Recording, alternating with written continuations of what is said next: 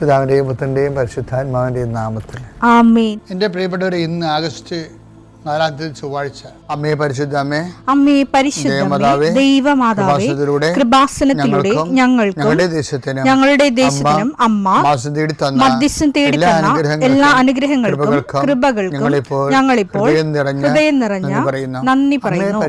അമ്മേ പരിശുദ്ധമേ, ദൈവമാതാവേ, 2004 ഡിസംബർ 7 ഉച്ചകഴിഞ്ഞ് 2:30 കൃപാസനത്തിൽ സംഭവിച്ച അമ്മയുടെ പ്രത്യക്ഷപ്പെടലിനെക്കുറിച്ച് തിരുസഭയ്ക്ക് സമർപ്പിച്ചിരിക്കുന്ന പഠനരേഖകളുടെ മേൽ സഭാത്മകമായ പഠനം ആരംഭിക്കുവാൻ ഞങ്ങൾ പ്രാർത്ഥിക്കുന്നു.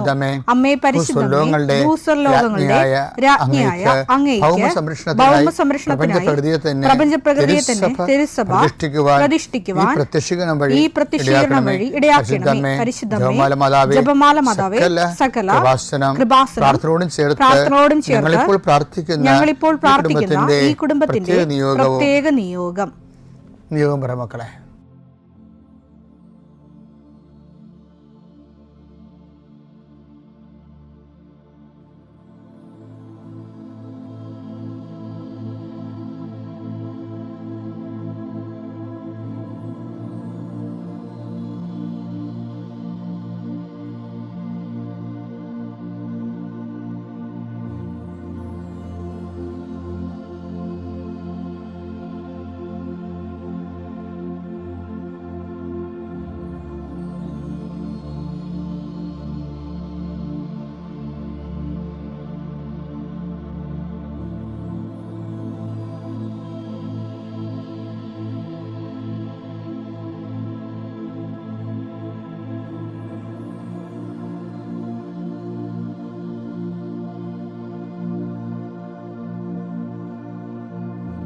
അമ്മയുടെ പ്രത്യക്ഷീകരണത്തിന്റെ ഈ അനുഗ്രഹവേളയിൽ ഞങ്ങൾക്ക് സാധിച്ചു തരുവാൻ കനിയണമേ.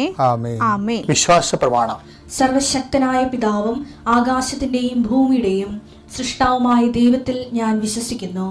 അവിടുത്തെ ഏകപുത്രനും ഞങ്ങളുടെ കർത്താവുമായ ഈശോമിശിഹായിലും ഞാൻ വിശ്വസിക്കുന്നു. ഈ പുത്രൻ പരിശുദ്ധാത്മാവിനാൽ ഗർഭസ്ഥനായി കന്യകാമറിയത്തിൽ നിന്ന് പിറന്ന് പൊന്തിയോസ് പീലാത്തോസിന്റെ കാലത്ത് പീഡകൾ സഹിച്ച് കുരിശിൽ തറയ്ക്കപ്പെട്ട് മരിച്ച് അടക്കപ്പെട്ട് പാതാളങ്ങളിൽ ഇറങ്ങി മരിച്ചവരുടെ ഇടയിൽ നിന്ന് 3-ാം നാൾ ഉയർത്ത് സ്വർഗത്തിലേക്ക് എഴുന്നള്ളി സർവശക്തിയുള്ള പിതാവായ ദൈവത്തിന്റെ വലതുഭാഗത്തിരിക്കുന്നു. അവിടെ നിന്ന് ജീവിക്കുന്നവരെയും മരിച്ചവരെയും വിധിക്കുവാൻ വരുമെന്നും ഞാൻ വിശ്വസിക്കുന്നു. പരിശുദ്ധാത്മാവിലും ഞാൻ വിശ്വസിക്കുന്നു. വിശുദ്ധ കത്തോലിക്കാ സഭയിലും പുണ്യവാന്മാരുടെ ഐക്യത്തിലും പാപങ്ങളുടെ മോചനത്തിലും ശരീരത്തിന്റെ ഉയർപ്പിലും നിത്യമായ ജീവിതത്തിലും ഞാൻ വിശ്വസിക്കുന്നു. ആമേൻ. സുഖസ്ഥനായ ഞങ്ങളുടെ പിതാവേ, അങ്ങയുടെ നാമം പൂജിതമാകണമേ. അങ്ങയുടെ രാജ്യം വരണമേ. അങ്ങയുടെ തിരുമനസ് സ്വർഗത്തിലെ പോലെ ഭൂമിയിലും ആകണമേ. അന്നു വേണ്ടുന്ന ആഹാരം ഇന്ന് ഞങ്ങൾക്ക് തരണമേ. ഞങ്ങളോട് തെറ്റ് ചെയ്യുന്നവരോട് ഞങ്ങൾ ക്ഷമിക്കുന്നത് പോലെ ഞങ്ങളുടെ തെറ്റുകൾ ഞങ്ങളോടും ക്ഷമിക്കണമേ. ഞങ്ങളെ പ്രലോഭനത്തിൽ ഉൾപ്പെടുത്തരുതേ, തിന്മയിൽ ഞങ്ങൾ രക്ഷിക്കണമേ. ആമേൻ. നന്മ നിറഞ്ഞ മറിയമേ, സ്വസ്തി. കർത്താവ് അങ്ങയുടെ കൂടെ സ്ത്രീകളിൽ അങ്ങ് അനുഗ്രഹിക്കപ്പെട്ടവളാകുന്നു.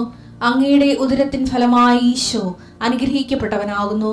പരിശുദ്ധ മറിയമേ, തമ്പുരാന്റെ അമ്മേ, പാപികളായ ഞങ്ങൾക്ക് വേണ്ടി ഇപ്പോഴും ഞങ്ങളുടെ മരണസമയത്തും തമ്പുരാനോട് അപേക്ഷിക്കണമേ. ആമേൻ. കർത്താവേ, നിന്റെ വിശുദ്ധ പൗരോഹിത്യത്തെ മഹത്വപ്പെടുത്തണമേ. കർത്താവെ, സഭയിലുള്ള സാന്നിധ്യം പ്രകടമാക്കണം. 40 വർഷം ഞാൻ അർപ്പിച്ച കൃപാനയുടെ യോഗ്യതയാണ്. കൃപാസന അൾത്താറെ ജീവനോടെ പ്രത്യക്ഷപ്പെട്ട പരിശുദ്ധ അമ്മയുടെ മാധ്യസ്ഥത്തിലെ ഞാൻ മക്കളെ ആശീർവദിക്കുന്നു. ആകാശവും ഭൂമിയും സൃഷ്ടിച്ചവനെ, ആകാശത്തിൻ്റെയും ഭൂമിയുടെയും ഭാവമാറ്റങ്ങളെ അതിൻ്റെ വ്യതിചലങ്ങളെ നിയന്ത്രിക്കുകയും കരുത്തു പോകുന്നവനെ, കടലിനെ ശാസിച്ചുകൊണ്ട് കാറ്റിനോട് അടങ്ങാൻ കൽപ്പിച്ചവനെ, നിൻ്റെ നാമത്തിൽ ഞങ്ങൾ പ്രാർത്ഥിക്കുന്നു. കർത്താവെ, അവിചാരിതവും ആകസ്മികമായ അപകടങ്ങൾ, തൊഴിലുമായി ബന്ധപ്പെട്ട് വരുന്ന അപകടങ്ങൾ, അതെല്ലാം അങ്ങയുടെ മക്കളെ അങ്ങ് പരിപൂർണമായി സംരക്ഷിക്കണമെന്ന് യേശുനാമത്തിൽ പ്രാർത്ഥിക്കുന്നു.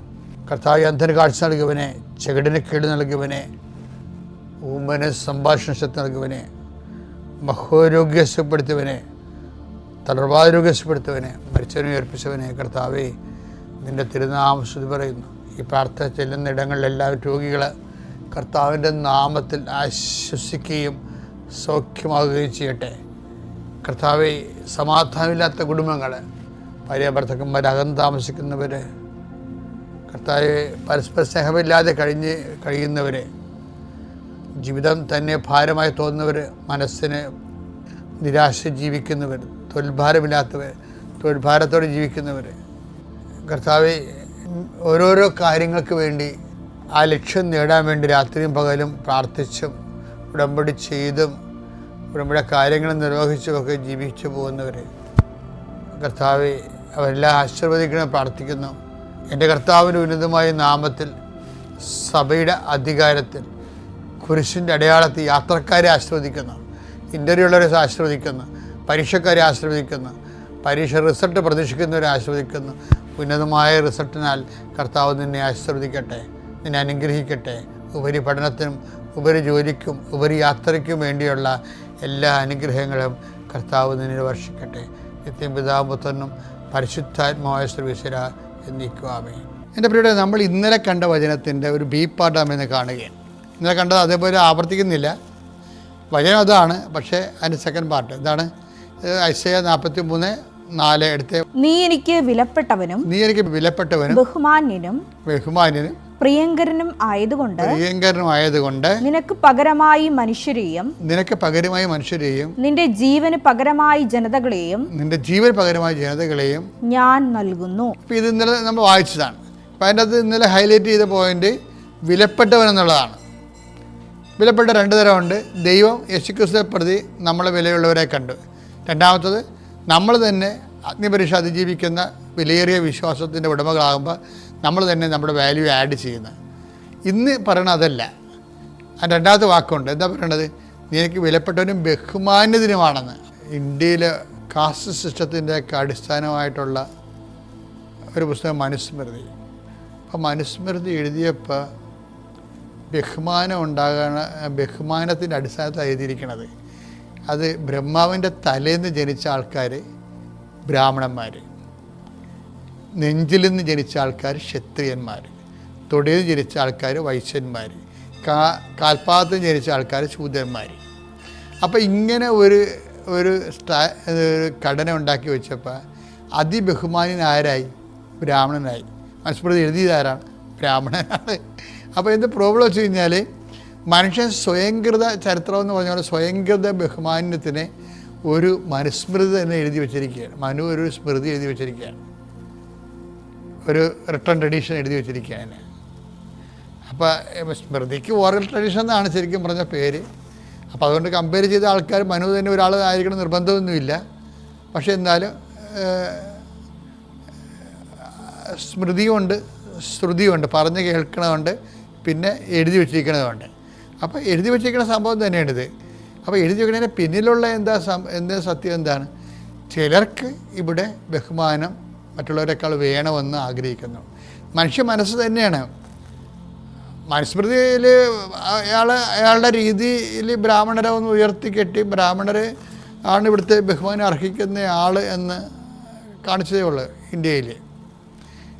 അതിപ്പോൾ എത്ര വിപ്ലവങ്ങളൊക്കെ കഴിഞ്ഞാലും ഇപ്പോഴും അത് തന്നെയല്ലേ ഇന്ത്യയുടെ അവസ്ഥ. അതിന് മാറ്റമൊന്നുമില്ല. അത് ആൾക്കാരുടെ ബ്ലഡിൽ കിടക്കുന്നതാണ്. ഇപ്പോൾ ബ്ലഡിൽ കിടക്കുകയാണ്.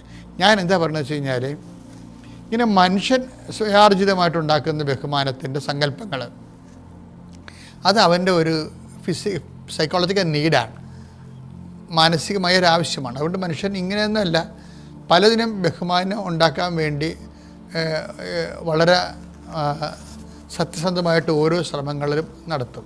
ഇപ്പോൾ ഡോക്ടറേറ്റ് കിട്ടിയെങ്കിലും അവർക്കൊരു തൊപ്പിയൊക്കെ വെച്ച് കൊടുക്കുന്നുണ്ട് അവർ. അതായത് മറ്റൊരു തൊപ്പി അവരെ ആദരിക്കുന്ന ദിവസം അവർക്ക് ഒരു തൊപ്പിയും ഒരു സർട്ടിഫിക്കറ്റൊക്കെ കൊടുക്കും. അത് മനുഷ്യൻ എസ്റ്റീം എന്ന് പറഞ്ഞ സംഭവം മനുഷ്യൻ്റെ മനസ്സിൻ്റെ ഒരു മാനസിക ആവശ്യമാണ്. അത് അവന് കൊടുക്കുന്ന അംഗീകാരമാണ് ശരിക്കും. അതിൻ്റെ അകത്ത് കിട്ടുന്നൊരു ബഹുമാനമുണ്ട്, വിലയുണ്ട്. അത് ലോകം നമുക്ക് നൽകുന്നൊരു വിലയാണ്. എന്തുമാത്രം നിലനിൽക്കുമെന്ന് നമുക്കറിയത്തില്ല. പക്ഷെ ബൈബിൾ പറയണ എപ്പോഴും ദൈവം നമുക്ക് നൽകുന്ന ബഹുമാനം ദൈവത്തിൽ നിന്ന് മേടിക്കാവുന്നതാണ്. സോഷ്യൽ സ്ട്രക്ചർ ക്രിയേറ്റ് ചെയ്തിട്ട് അതിൽ നിന്നൊരു ബഹുമാനത്തിൻ്റെ വരുമാനം ആർജിക്കുന്നതിനേക്കാളുപരി ദൈവത്തിൻ്റെ മുമ്പിൽ എങ്ങനെ ഒരു ബഹുമാനം, നീ എനിക്ക് ബഹുമാനനാണെന്ന് പറയുമ്പോൾ എന്താ അർത്ഥം? യേശുക്രിസ്തുവിൽ ബഹുമാനനാണ്, പക്ഷേ അതേസമയം തന്നെ നമ്മൾക്ക് ദൈവത്തിൻ്റെ ബഹുമാനമുള്ള വ്യക്തികളായി കൺവേർട്ട് ചെയ്യാൻ പറ്റും. അതെങ്ങനെ നമ്മൾ ബഹുമാനമുള്ള വ്യക്തികളായി മാറണത്? അതാണ് ഈശോ പറഞ്ഞത്. ഈശോ പറഞ്ഞ അതിൻ്റെ വഴിയാണ് ഭയങ്കര രസമുള്ള വഴി. എന്താണ്? പുത്രനെ സ്നേഹിക്കുന്നവരെ പിതാവ് മാനിക്കും. യോഹന്നാൻ 12:26. യോഹന്നാൻ 12:26. എന്നെ ശുശ്രൂഷിക്കാൻ ആഗ്രഹിക്കുന്നവൻ എന്നെ അനുഗമിക്കട്ടെ. അപ്പോൾ ഞാൻ ആയിരിക്കുന്നിടത്ത് എന്റെ ശുശ്രൂഷകനും ആയിരിക്കും. എന്നെ ശുശ്രൂഷിക്കുന്നവനെ പിതാവ് ബഹുമാനിക്കും. എവിടെ നിന്നാണ് ഈ ബഹുമാനം വരണത്? യേശുക്രിസ്തുവിൽ ദൈവം പ്രഖ്യാപിച്ച ഒരു ജനറ്റിക്കലായിട്ട് ഉള്ള, നമ്മൾ സൃഷ്ടിപരമായി ദൈവം യേശുക്രിസ്തുവിനെ കണ്ടുകൊണ്ട് നമ്മളെ സൃഷ്ടിച്ച കാരണം ദൈവത്തിന് നമ്മുടെ ബഹുമാനമുണ്ട്. പുത്രനിലൂടെ കിട്ടുന്ന ബഹുമാനമാണ്. പക്ഷേ നമ്മൾക്ക് സ്വയാർജിതമായി ദൈവത്തിന് ബഹുമാനിതരാകാം. അതെങ്ങനെയാകേണ്ടത്? എന്നെ യോഹന്നാൻ 12:26 എന്നെ ശുശ്രൂഷിക്കുന്നവനെ പിതാവ് ബഹുമാനിക്കും. അതാണ് ബഹുമാനം. അപ്പം നീ എനിക്ക് പ്രിയപ്പെട്ടവനാണ്, ബഹുമാനിതനാണെന്ന് പറയുമ്പോഴേ ദൈവം ബഹുമാനിക്കുന്നൊരു വ്യക്തിയായിട്ട് നമുക്ക് മാറാൻ പറ്റും. എപ്പോഴാണ്? എന്നെ ശുശ്രൂഷിക്കുന്നതിനെ പിതാവ് ബഹുമാനിക്കും. കഴിഞ്ഞ ദിവസങ്ങളിൽ ഒരു ജോൺസൺ ജോസഫ് നല്ലൊരു സാക്ഷ്യമാണ്. അയാൾ ഒരു കമ്പിളി ചാലഞ്ച് എന്ന് പറഞ്ഞൊരു പരിപാടി ഉണ്ടായിരുന്നു. ഡൽഹി തണുത്ത് വിറച്ചൊരു ദിവസം പാവപ്പെട്ടവർ കമ്പിളി മേടിക്കാൻ കാശില്ലാത്ത തണുത്ത് വിറച്ച് മരണതുല്യമായ അവസ്ഥയാണ്. അപ്പോൾ അത് കണ്ട് മനസ്സലിഞ്ഞ് കുറേ മനുഷ്യർ കമ്പിളി ചാലഞ്ച് ഉണ്ടാക്കി. ഇങ്ങനെ വിറച്ച് തല്ലി പൈസ മേടിക്കുക, കമ്പിളി മേടിക്കാൻ കാശില്ലാത്തവർക്ക് വാങ്ങിച്ചു കൊടുക്കണം. അപ്പോൾ ഇത് ഈ ഒരു പദ്ധതി ജോസഫ് ജോൺ കേട്ടപ്പോൾ അയാൾ ഉടമ്പടിയിലുള്ള ആളാണ്. അപ്പോൾ അയാൾ പറഞ്ഞ് കമ്പിളി ചാലഞ്ച് ഞാനുണ്ട്, ഇത് 5-6 കമ്പിളി ഞാൻ വാങ്ങിച്ചു തരാമെന്ന് പറഞ്ഞു. അന്ന് രാത്രി അയാൾ കമ്പിളി വാങ്ങിച്ചു കൊടുത്തു.